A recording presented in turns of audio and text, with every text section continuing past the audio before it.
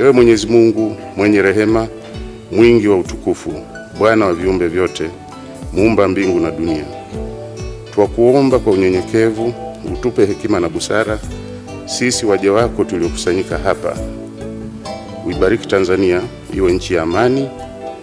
na wote wanaoishi humo wawe na upendo halisi na umoja. Serikali yetu na viongozi wakumbuke, waongoze nchi kwa hekima yako, wakumbuke uchumi wa nchi yetu Baba, ukumbuke